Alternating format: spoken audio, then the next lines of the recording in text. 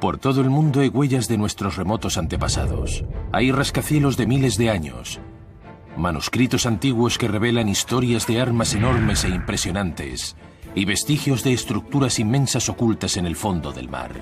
¿Cómo pudieron los ingenieros de la antigüedad hacer posibles esos excepcionales logros? Megamáquinas.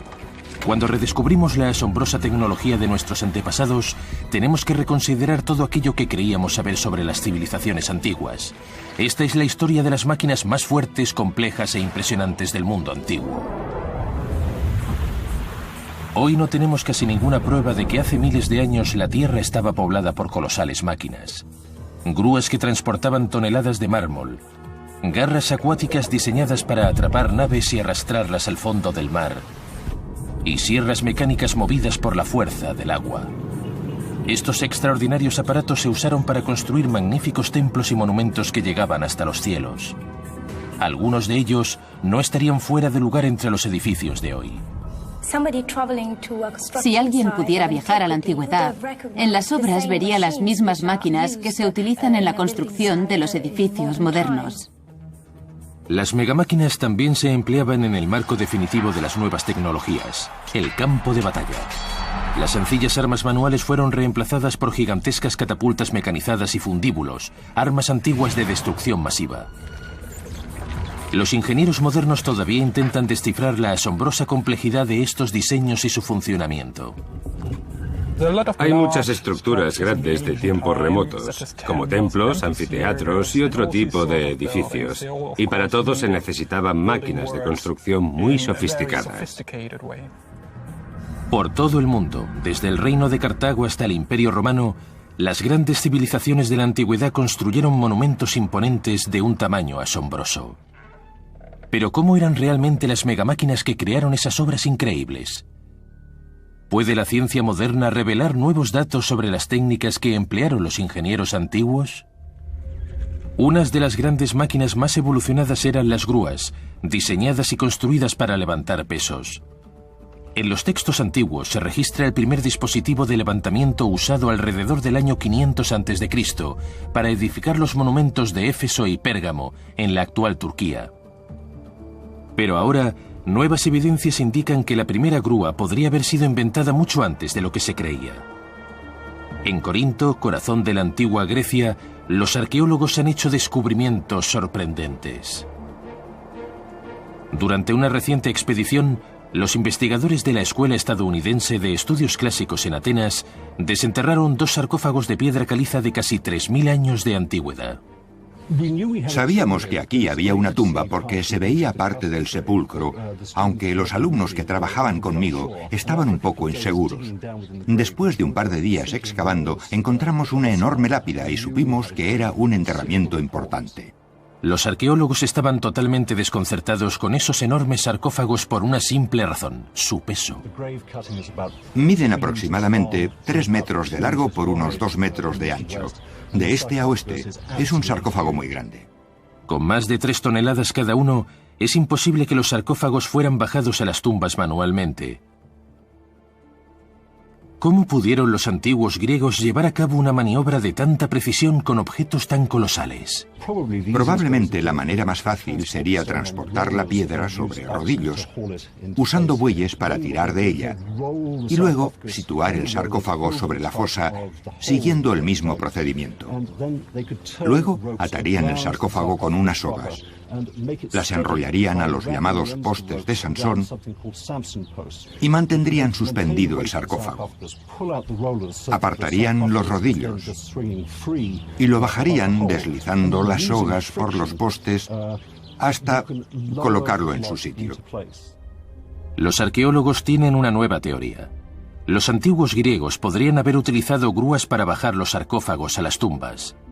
Se cree que esas grúas tenían una estructura en forma de marco. Las sogas se enrollaban alrededor de la viga transversal y podían controlar el descenso de los sarcófagos. Aquí, bajo tierra, hay una arquitectura funeraria monumental. Y debemos retroceder en el tiempo al 900 a.C. para hallar monumentos erigidos en la superficie. Todavía intentamos desvelar el misterio de los sarcófagos de Corinto y de las primeras grúas, que nos hacen pensar que las megamáquinas antiguas podrían estar bajo la superficie terrestre aguardando a ser descubiertas. Si las antiguas grúas fueron utilizadas por primera vez para los sarcófagos de Corinto, era necesario un auténtico genio para comprender la compleja ciencia detrás de su funcionamiento. Su nombre era Arquímedes. Arquímedes vivió en el año 200 a.C. en Siracusa, la moderna Sicilia. Se convirtió en el padrino de los inventores, un visionario con ideas muy avanzadas a su tiempo. Arquímedes descubrió un principio matemático que sirve ahora de base para innumerables máquinas modernas, desde grúas a automóviles: la palanca. Dedujo que se podían levantar objetos muy pesados usando poca fuerza con la palanca y el ángulo de elevación adecuados. Su famosa frase afirmaba que si le daban una palanca lo bastante grande, podría mover el mundo. La codificación del principio de la palanca de Arquímedes fue lo que permitió que fuera usada de forma más sofisticada como componentes de máquinas más grandes. ¿Pusieron en práctica sus coetáneos sus revolucionarias ideas? Este dibujo representa un dique construido en el puerto de Amatus, Chipre, para proteger a la flota naval de los envites del mar. El puerto fue un logro monumental. Se colocaron 5.000 inmensos bloques de piedra que pesaban más de 3 toneladas cada uno para protegerse del mar Mediterráneo. Esto habría sido una máquina compuesta que usaría palancas, poleas de multiplicación y probablemente algún dispositivo de rebobinado que permitiría levantar grandes pesos. Ingeniosamente, cuando se terminaba una sección, la grúa se deslizaba hacia la próxima. La grúa del puerto de Amatus transformó las grúas en megamáquinas móviles y dinámicas, capaces de adaptarse a los requisitos de casi cualquier terreno. Había otra megamáquina griega indispensable para construir, tal vez la estructura de mayor influencia en el mundo antiguo.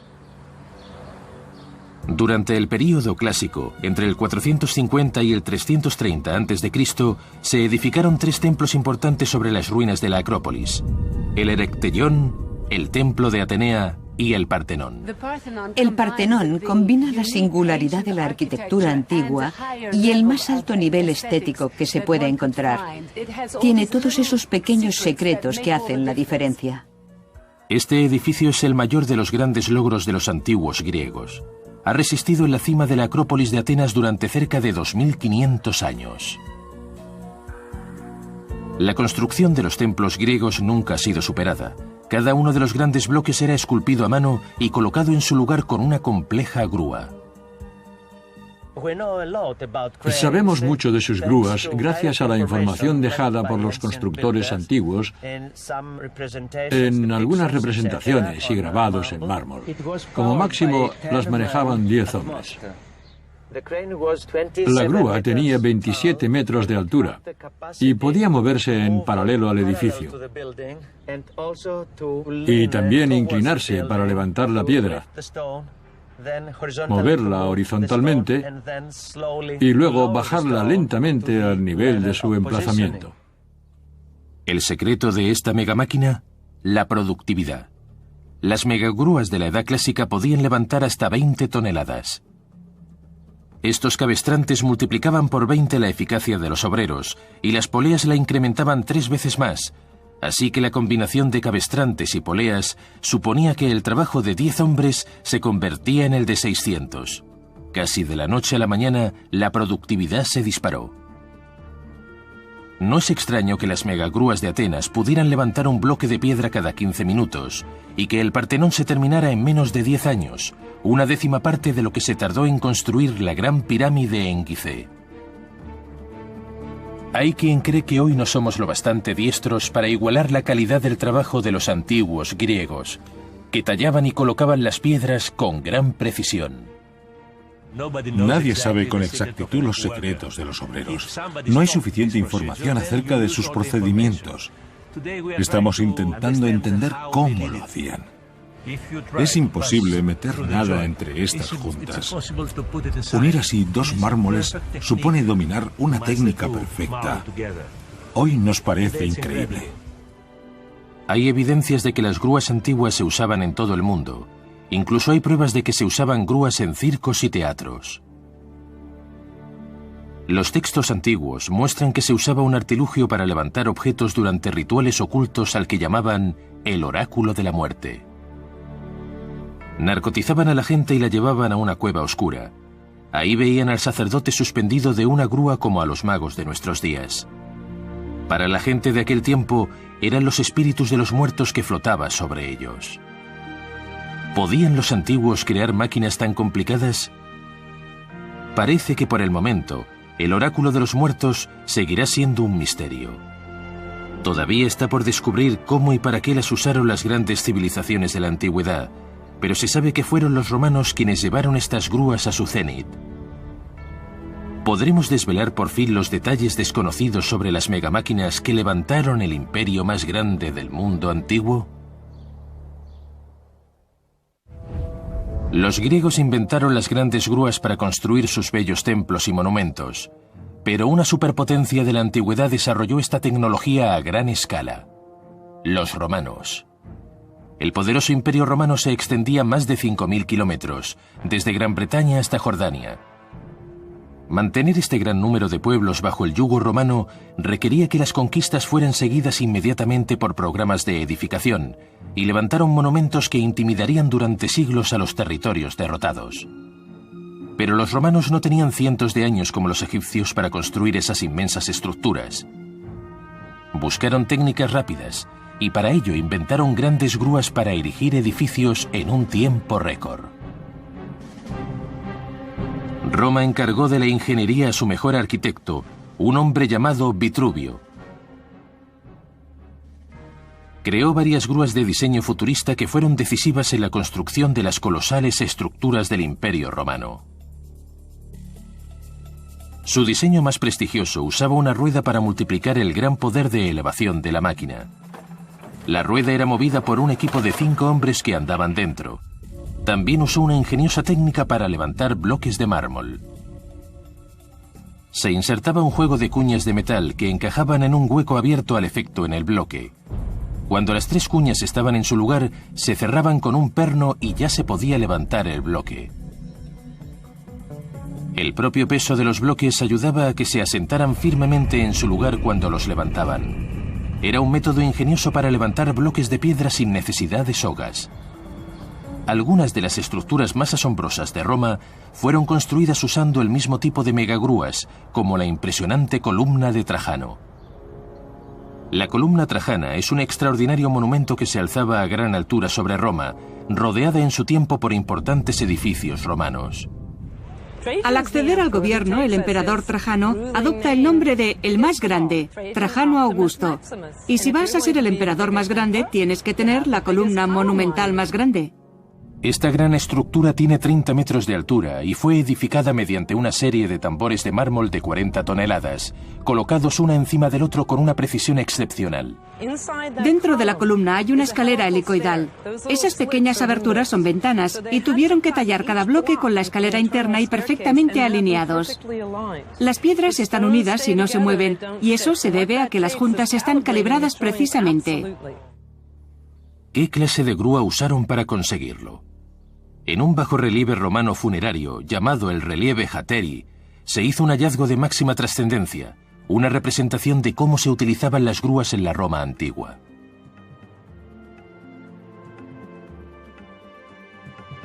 Revela que los romanos usaban sistemas de poleas quíntuples movidas por 5 obreros especializados, y es una prueba fehaciente de que los romanos tenían una tecnología en grúas más avanzada que cualquier otra civilización del mundo antiguo.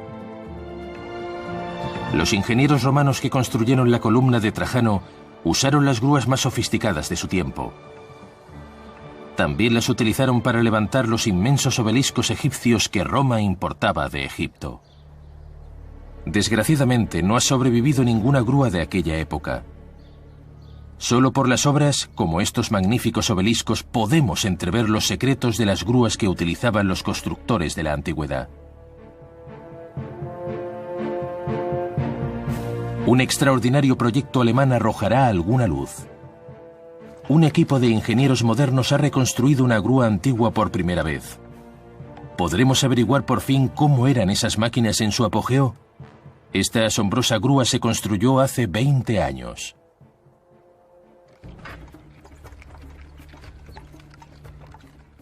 Esta parte de la grúa es el cabestrante, el punto donde se coloca la polea.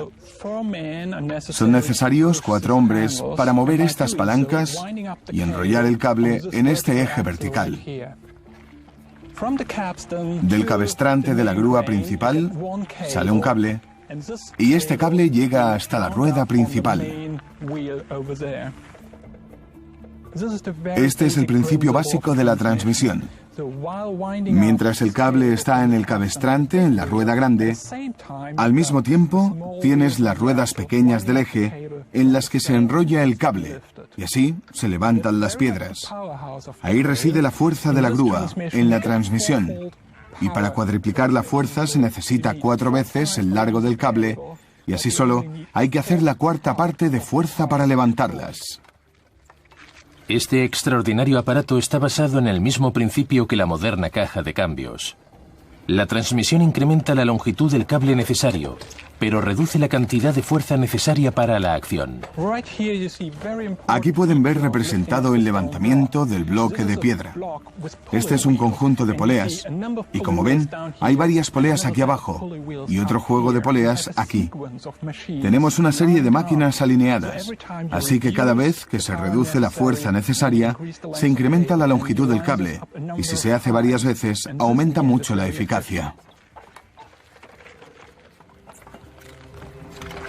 Aunque la grúa de Chantin se sirve de poleas para aumentar la fuerza del hombre, los antiguos se guardaban en la manga un truco incluso más increíble. Utilizaban ruedas que podían ser automatizadas para crear fuerza, dando a luz una nueva mega máquina. En un antiguo molino de harina del sur de Francia, en Barbegal, hay pruebas de esta innovadora tecnología. La fuerza para mover las muelas la producían 16 norias hidráulicas. Aunque intentamos desvelar los secretos de las megamáquinas antiguas, nos enfrentamos a un misterio aún más profundo. ¿Cómo cortaron los antiguos esas inmensas cantidades de rocas para construir edificios tan colosales? En todo el mundo, desde las estatuas de Roma a los templos griegos o a las pirámides de Egipto, el hombre ha levantado grandes estructuras de piedra. Los ingenieros modernos están tratando de reconstruir las megamáquinas que están detrás de esas construcciones de excepcional tamaño. Y se ha hecho un hallazgo sorprendente y extraordinario que hace que nos preguntemos, ¿crearon los antiguos una sierra mecánica de varias hojas? Las megaestructuras de los antiguos eran realmente increíbles por su tamaño. Miles de años antes de la aparición de los modernos camiones, grúas y excavadoras construyeron monumentos inmensos con piedras talladas. Antiguamente se creía que esas sorprendentes estructuras se habían levantado con la fuerza de miles de bueyes y esclavos. Pero ahora, los ingenieros modernos están descubriendo que nuestros lejanos antepasados utilizaban megamáquinas. La piedra usada por los griegos en la construcción de la Acrópolis pesaba más que 20 estatuas de la libertad, pero el tamaño de las construcciones de los romanos supera al de la mayoría.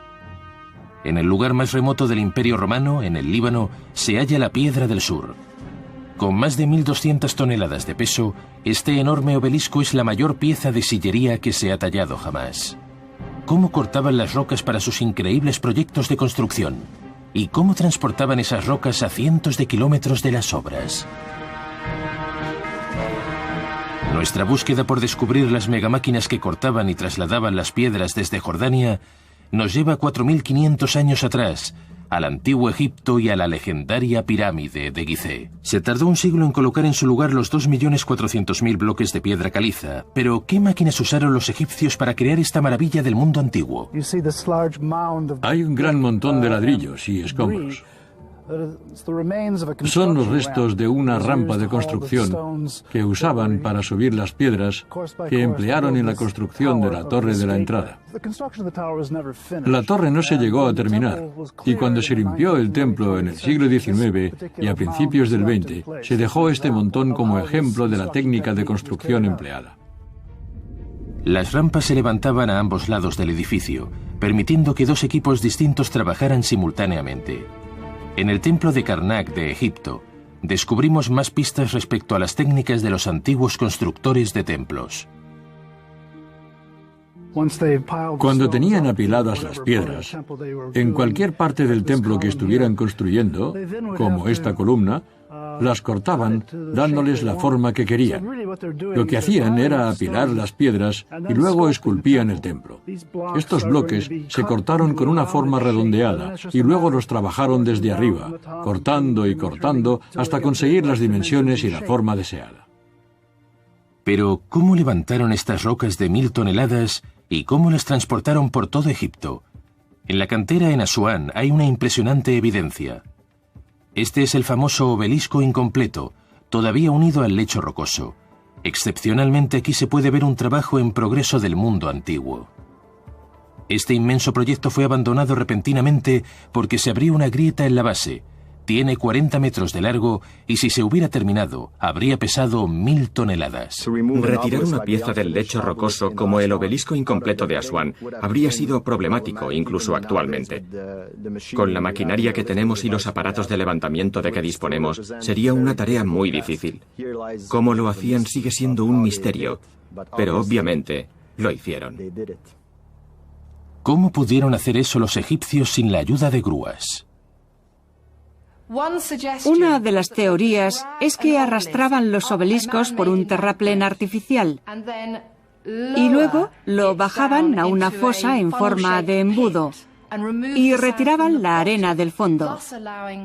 Dejaban caer el obelisco, lo iban colocando en vertical y luego quitaban la rampa. Otra alternativa era levantar el obelisco a 34 grados e izarlo tirando de varias cuerdas. Pero pruebas recientes indican que los egipcios estaban mucho más avanzados de lo que pensábamos. En un lugar de Karnak, los arqueólogos hicieron un hallazgo extraordinario, un enorme bloque de piedra que no parece haber sido tallado a mano, sino por una máquina de alta velocidad. ¿Desarrollaron sierras mecánicas los egipcios? En este suelo de basalto pueden ver claramente la marca dejada por la sierra cuando estaban cortando el bloque. Existen pruebas que indican que en las canteras se usaban estos mecanismos para cortar grandes lajas de piedra. Se ha sugerido que podría ser una máquina con un marco anclado a la pared de la cantera. Debían de colocar un gran bloque sobre la máquina y debajo una sierra para cortar la piedra. La máquina sería movida por varios equipos de bueyes. Hombres y bestias trabajarían juntos para cortar la roca. La misma idea se aplica en esta cantera moderna de Egipto. Aquí se han cortado millones de toneladas de piedra caliza usando una sierra mecánica, pero reemplazando los bueyes por un poderoso motor diésel. Los antiguos egipcios usaron sierras para tallar las piedras de algunos de los mayores monumentos que ha creado el hombre. Pero en Jerash, en Jordania, hay evidencias que revelan que los antiguos también desarrollaron un método de corte aún más avanzado. Cerca de la ciudad de Amán, en Jerash, se encuentran unas asombrosas ruinas. Los arqueólogos creen que estos son los restos de un antiguo taller usado como factoría para cortar piedra a escala industrial.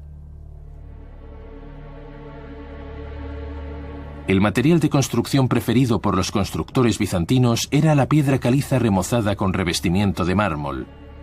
Una técnica que abarataba los costes y que también utilizaban los romanos en los bellos edificios que se extendían por todo su vasto imperio. Se cree que estas sencillas lajas de piedra caliza son la clave para revelar un fascinante secreto.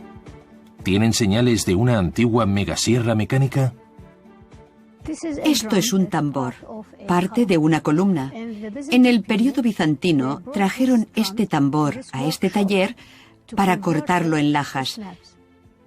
Es muy perfecto, lo que significa que no puede haber sido hecho a mano, está cortado con una máquina. Esto es una reconstrucción de la máquina que se cree podría haber sido usada aquí.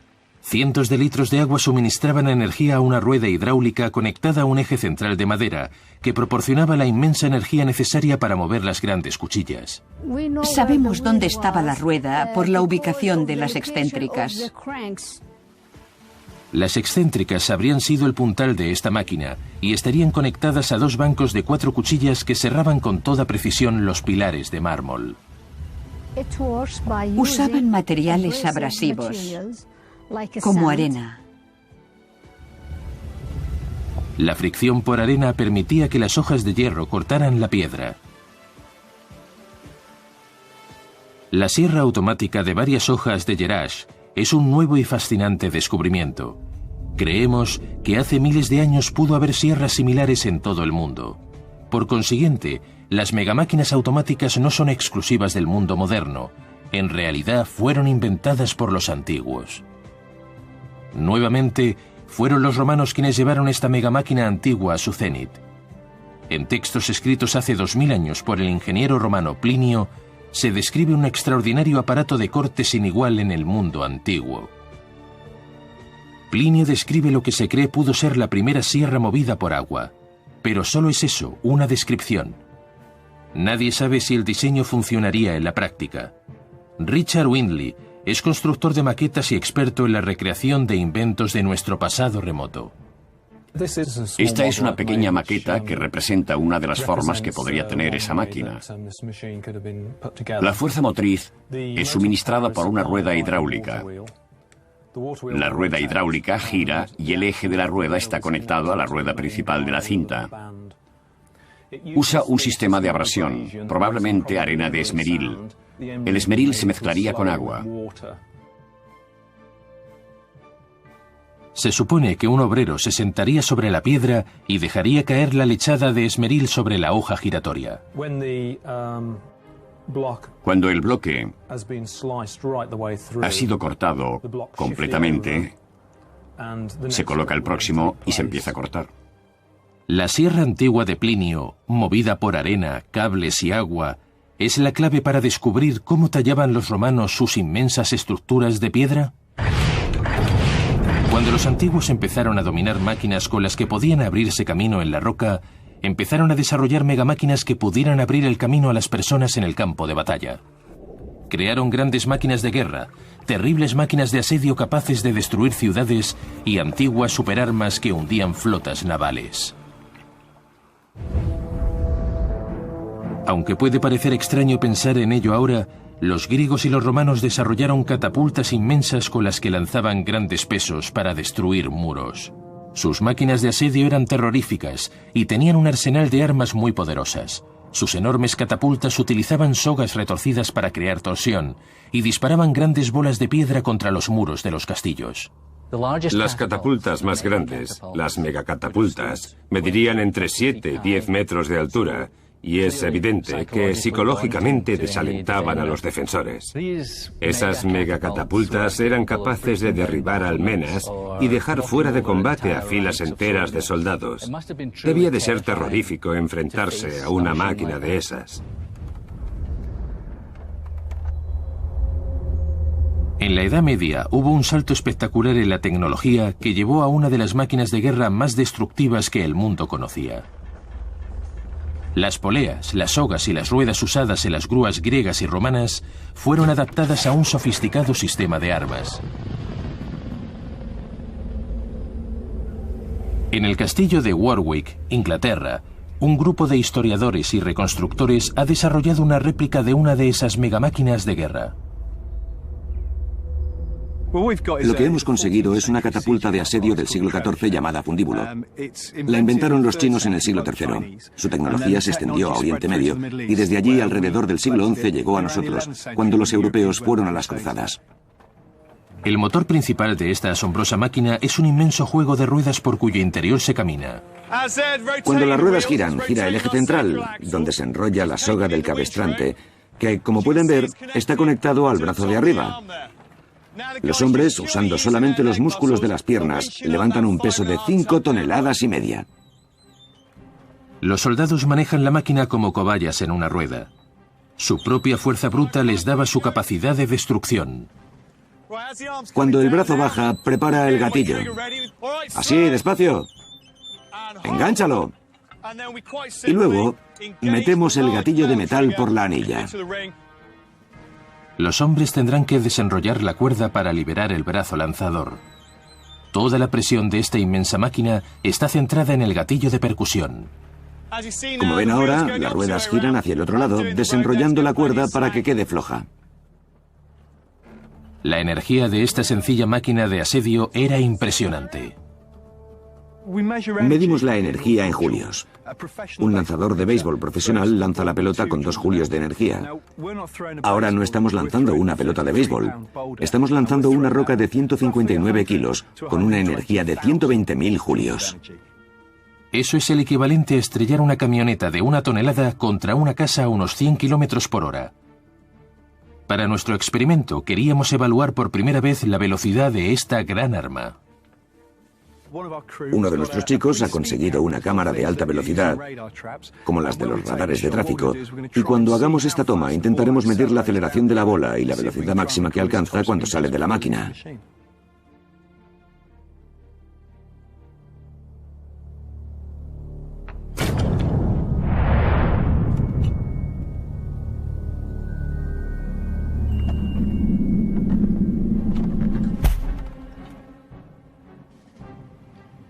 ...219 kilómetros por hora. La bola ha salido a 219 kilómetros por hora. Y eso es un tipo de energía. Ha alcanzado esa velocidad en 5 metros y en menos de un segundo. Mucho más rápidamente que cualquier automóvil de Fórmula 1 o que un caza de reacción moderno cuando despega. Sea un fundíbulo medieval, una balista griega o un manganel romano, con las catapultas de torsión de su tiempo no se preguntaban ¿derribaremos ese castillo?, sino ¿cuándo vamos a derribar ese castillo? ¡Dispara!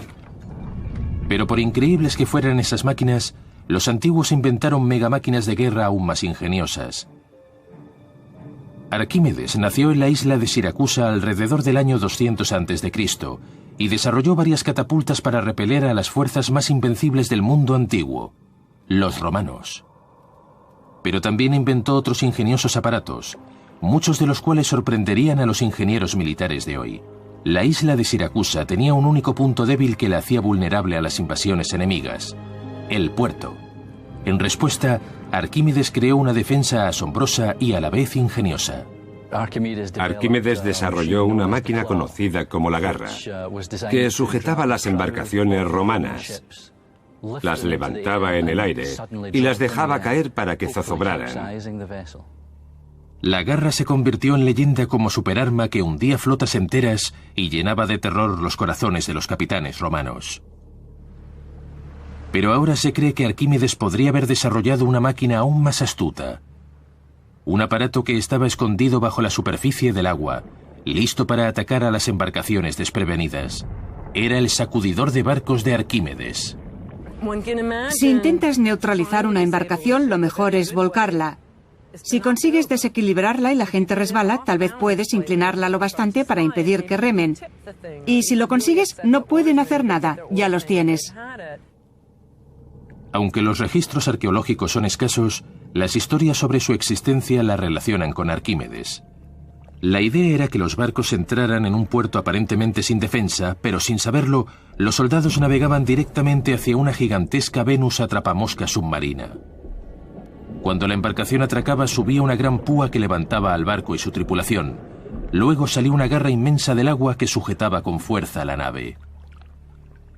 Una vez neutralizada e impotente, la nave era sacudida de un lado a otro antes de ser arrastrada al fondo junto con su tripulación. El sacudidor de barcos de Arquímedes podría haber sido movido por bueyes que tirarían de las sogas que movían los mecanismos de la máquina. Los bueyes estarían escondidos tras una gran pantalla y el puerto parecería desierto. El sacudidor de barcos era un astuto aparato creado para engañar a los romanos, haciéndoles creer que podían atracar sin peligro, pero el letal mecanismo les estaba esperando bajo la superficie para destruir sus naves. Es un aparato intrigante, pero parece una de esas cosas que aparecen en las películas de Hollywood. Aunque la historia está basada en la leyenda, en los elementos de esta máquina se emplea tecnología que se usaba en aquella época. Había muchas megamáquinas en el mundo antiguo, pero tal vez nada tan misterioso como las de Alejandría. Aquí es donde trabajaban y estudiaban los grandes inventores griegos de la antigüedad, y se cree que crearon máquinas mucho más sofisticadas de lo que imaginábamos. Uno de sus mayores logros era el faro, una megamáquina multiuso que tanto guiaba a los barcos hacia el puerto como los destruía. Había un edificio en el mundo antiguo que era la máquina más grande y más compleja de la antigüedad. Su fama se extendió por todas partes y hoy es conocida como una de las 7 maravillas del mundo antiguo. El Faro de Alejandría. A pesar de las numerosas naciones que pasaron por allí, los griegos, los romanos, los bizantinos y los árabes, todas respetaron el faro y nadie intentó destruirlo. El faro se empezó a construir durante el reinado de Ptolomeo I y se terminó en el reinado de Ptolomeo II. Era un edificio con una gran estructura. Se estima que tenía una altura de 160 o 180 metros. Era un auténtico rascacielos de la antigüedad. Se cree que era la torre más alta hasta que se erigió la Torre Eiffel en 1889. Era la estructura más grande de la época. Y no era coincidencia que fuera construida en Egipto, donde había una larga tradición en la construcción de edificios enormes como las pirámides. El faro fue construido alrededor del año 290 a.C. Su función principal era guiar hacia el puerto en Alejandría. Hoy, en su antigua ubicación, hay un fuerte militar. Aunque no queda nada del faro, el puerto se ha convertido en un centro de interés desde que los arqueólogos hallaron hace poco restos que pueden obligarnos a reescribir los libros de historia. La mayoría de las piedras del faro fueron traídas del sur de Egipto. Hemos encontrado bajo el mar gran cantidad de granito y la mayor parte del faro se construyó con granito rosa de Asuán. A la sombra del faro hay unos misteriosos bloques de granito rosa. Los arqueólogos creen que estas lajas de piedra pueden ser secciones del faro. Pero los objetos más intrigantes no se han encontrado en el puerto en Alejandría. Estamos justamente en el sitio donde están sumergidos los bloques. Entre ellos hay varios trozos que son del faro y de algunos de los monumentos que formaban parte de la decoración del faro, y en particular de la entrada. También hay otra reliquia antigua que podría arrojar luz sobre la construcción del faro. Es una estructura conocida como la entrada de alabastro. Se cree que la entrada al faro podría ser muy similar a esta estructura. La altura del faro dominó el horizonte de Alejandría durante más de 1000 años y permaneció intacto durante tanto tiempo por la forma en que fue construido. El faro fue construido en 3 plantas. La más baja estaba sobre una sección cuadrada. La segunda era octogonal y la tercera circular, y los proyectores de luz estaban arriba. Nos encontramos con que los Ptolomeo hicieron algo más grande y mejor que nadie. Este edificio es propaganda en piedra. Algunas personas creen que en el exterior del faro había autómatas mecánicos. En el segundo nivel había 8 estatuas de bronce que seguían la trayectoria del sol, pero no sabemos cómo lo hacían posible y si era verdad. Había otra máquina que daba las horas con unos sonidos melódicos, y algunos autores afirman que el faro era utilizado también como un gran telescopio. No estoy de acuerdo con la opinión de que es el primer telescopio de la historia. Lo que, por supuesto, se podía hacer era subir por el interior y mirar el panorama desde la cima, la zona del delta y el mar. Es una idea romántica pensar que el faro podría haber sido usado como telescopio y que el líder egipcio observara si los mandatarios de Constantinopla, la otra gran ciudad de la antigüedad, preparaban una flota para atacarles. Pero la curvatura de la Tierra no lo hubiera permitido. ¿Podría haber sido el faro un avanzado dispositivo de alarma? Richard Windley ha construido una maqueta de uno de los dispositivos que podrían haber formado parte del faro. Filón de Bizancio era uno de los grandes cerebros de su generación, y una de las cosas que se le reconocen es el diseño y construcción de un enorme dispositivo de alarma que estaba montado sobre el faro. Hay referencias a una sirena de vapor que utiliza una rueda giratoria. Hace 2000 años que el faro podría haber contenido un inmenso fuego. Esta torre habría producido el calor suficiente para alimentar dispositivos movidos a vapor. En este caso tenemos una caldera pequeña. El vapor de esta caldera sube por este tubo que tiene una llave de paso para controlarlo. Dentro de esta pequeña sección hay una rueda giratoria con unos pequeños agujeros. Gira de la misma forma que una turbina. La presión del vapor hace girar la rueda y eso produce un sonido. Cuando el aire es forzado a pasar a través de la alarma, impulsado por el vapor, el modelo de Richard revela algo extraordinario. El faro de Alejandría podría haber sido una sirena de alarma. No solo se habría usado el sonido, sino que los antiguos también podrían haberse beneficiado del poder de la luz. El faro era necesario para guiar a las naves sin peligro hacia el puerto de Alejandría. Sin embargo, necesitaban alguna manera de mantener un fuego y reflejar la luz para producir el haz. La verdad es que la luz del faro alcanzaba unos 50 kilómetros. Es un misterio tecnológico porque tenemos muchas incógnitas relacionadas con el fuego encendido en el faro. Por ejemplo, sabemos que en Egipto no había madera, no había grandes bosques donde cortar madera para alimentar el fuego. Sin madera, la luz que proyectaba el faro por la noche tenía que ser producida con la menor cantidad de material posible. Los expertos creen que por la noche encendían un pequeño fuego, pero tenían que amplificarlo. Por lo tanto, la primera teoría era que el fuego estaba en la base del faro y que la luz se reflejaba mediante una serie de espejos en el interior del edificio hasta llegar a la cima, y desde allí se proyectaba hacia el mar como un rayo láser. Pero, ¿disponían de esa tecnología óptica? En Alejandría y Pérgamo tenían grandes conocimientos. Sabían cómo refractar y enfocar la luz, jugaban con la luz, conocían la óptica. La segunda teoría era que el fuego estaba en lo más alto del faro y se reflejaba hacia el mar mediante espejos.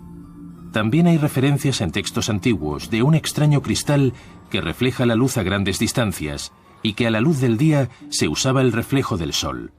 Richard Wilney ha experimentado esas tecnologías. Teniendo en cuenta la altura del faro, el alcance es 50 kilómetros, el de un espejo grande.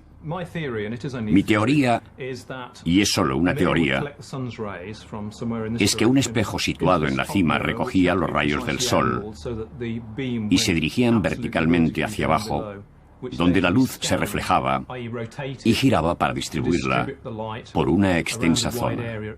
Los antiguos habrían tenido que calcular los ángulos de reflexión con una exactitud increíble, porque un pequeño error de cálculo y el rayo podría provocar un incendio. Aquí hay una pequeña leva, una palanca que está conectada a estas palancas pequeñas que hay aquí para situar el espejo en el ángulo deseado. ¿Funcionará la maqueta de Richard cuando la pruebe? Ahora estoy girando la palanca y allá vamos. El rayo de sol se está distribuyendo. Ya tenemos nuestro faro.